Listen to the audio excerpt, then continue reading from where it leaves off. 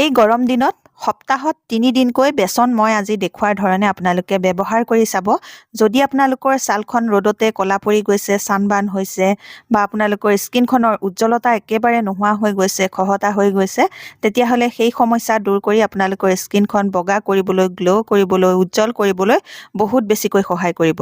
এতিয়া গৰমৰ দিনত মুখ, হাত, ভৰি, ডিঙিৰ ছালখন যদি আপোনালোকৰ খুব বেছিকৈ ক'লা পৰি গৈছে বা টেনিং হৈছে, তেতিয়াহ'লে আপোনালোকে আজি মই দেখুৱাৰ তৰিকাৰে বেচন ব্যৱহাৰ কৰি চাব। আপোনালোকৰ সেই ক'লা পৰা সমস্যা দূৰ কৰি আপোনালোকৰ ছালখন উজ্জ্বল কৰিবলৈ বহুত বেছিকৈ সহায় কৰিব আৰু আপোনালোকে সদায় নেচাৰেলি স্কিন কেয়াৰ কৰি থাকিব। তেতিয়া আপোনালোকৰ বহুত বয়সলৈ ছালখন ডেকা কৰি ৰাখিব পাৰিব, উজ্জ্বল কৰি ৰাখিব পাৰিব, গ্ল'য়িং কৰি ৰাখিব পাৰিব। হাই ফ্ৰেণ্ডছ, আপোনালোক সকলোকে মোৰ অসমীয়া সঞ্চাৰ চেনেলৰ নতুন এটা ভিডিঅ'ৰ মাজলৈ স্বাগতম জনালোঁ। আশা ৰাখিছোঁ আপোনালোক সকলো ভালে আছে। এতিয়া মই আপোনালোকক বেচন কি তৰিকাৰে ব্যৱহাৰ কৰিলে আমাৰ স্কিন ক'লা পৰা সমস্যা দূৰ হ'ব, স্কিনখন উজ্জ্বল হ'ব, সেইটো দেখুৱাম। আৰু দেখুৱাৰ আগতে আপোনালোকলৈ এটা ৰিকুৱেষ্ট আছিলে, আপোনালোকে যদি মোৰ এই ভিডিঅ'টো ভাল পায়, ভিডিঅ'টোত এটা লাইক কৰি দিব। আৰু এতিয়ালৈকে যদি মোৰ অসমীয়া সঞ্চাৰ চেনেলটো আপোনালোকে ছাবস্ক্ৰাইব কৰি লোৱাই নাই, তেতিয়াহ'লে সোনকালে ছাবস্ক্ৰাইব কৰি ল'ব।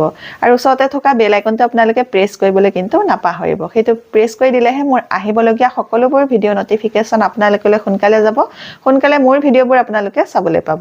তে আহক এতিয়া বেচনৰ এই ফেচ পেকটো ব্যৱহাৰ কৰাৰ আগতে প্ৰথমতে স্কিনখন ভালকৈ চাফা কৰি লওঁ।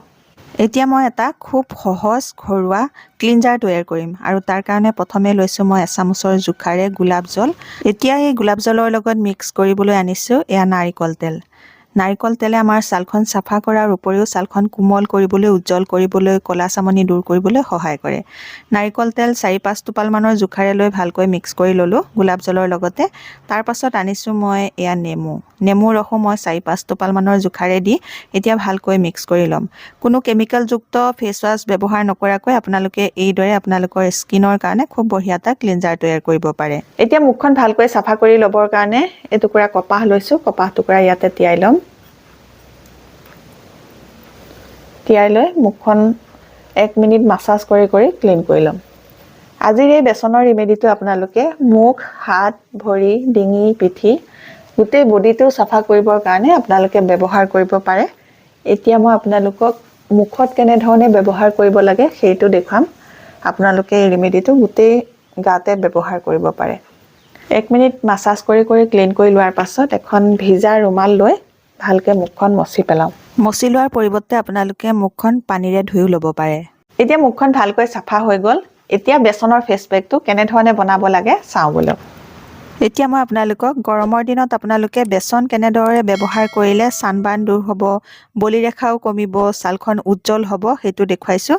তাৰ কাৰণে মই 2 চামুচৰ জোখাৰে বেচন ল'লোঁ আৰু বেচনৰ লগত এতিয়া মই কষ্টুৰি হালধি মিলাইছোঁ এচামুচৰ 4 ভাগৰ 1 ভাগ।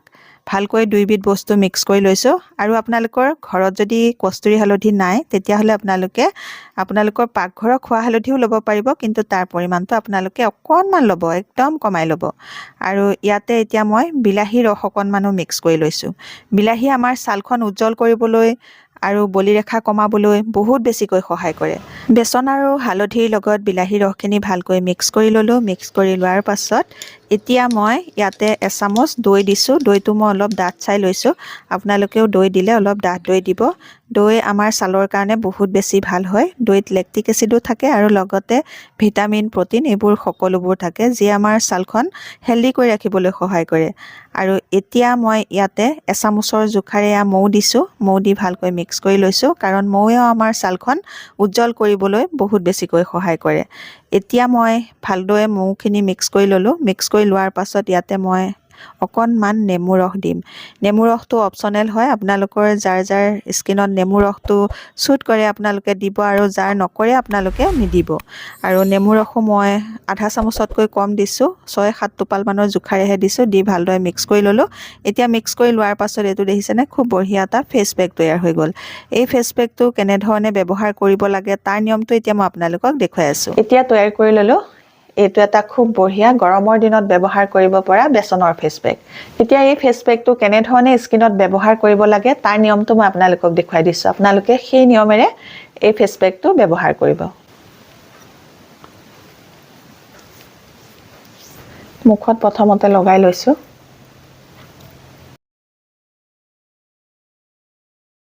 আপোনালোকে লগাই লৈ 5 মিনিট ধুনীয়াকৈ স্কিনখন মাসাজ কৰি থাকিব এনেকৈ মাসাজ কৰিলে আপোনালোকৰ ছালখন কোমল হ'বলৈ উজ্জ্বল হ'বলৈ সহায় হ'ব স্কিনত ব্লাড সাৰ্কুলেশন হ'ব স্কিনখনৰ পৰা বলি ৰেখা দূৰ কৰিবলৈ সহায় কৰিব কলা দাগ কলা চামনি সানবাৰ্ন টেনিং এবোৰ দূৰ কৰিবলৈ বহুত বেছিকৈ সহায় কৰিব এই গৰমৰ দিনত আপোনালোকৰ মুখ হাত ভৰি ডিঙি পিঠি যদি কলা পৰি যায় তেতিয়া হলে আপোনালোকে বেসন এই তৰিকাৰে ব্যৱহাৰ কৰি চাব তেতিয়া কলা পৰি যোৱা ছালখন বগা কৰিবলৈ উজ্জ্বল কৰিবলৈ গ্লো কৰিবলৈ সহায় কৰিব আৰু কম বয়সতে যদি স্কিনত ৰিংকুল পৰিছে বা বলি ৰেখা পৰিছে স্কিনখন কুচ খাই গৈছে ওলমি গৈছে তেতিয়া হলে সেই সমস্যা কমাবলৈ সহায় কৰিব এনেদৰে আপোনালোকে ঘৰুৱা নেচাৰেল ৰেমেডিবোৰ স্কিনত ব্যৱহাৰ কৰিব সপ্তাহটোত মাত্ৰ এটা ফেস পেকে ব্যৱহাৰ কৰিব নেক্সট সপ্তাহত আপোনালোকে খলাই পেলাব আন এটা ব্যৱহাৰ কৰিব কাৰণ আমি যেতিয়া খাদ্য খাই থাকো একেটা খাদ্যকে বহুত দিন খাই থাকি ভাল নালাগে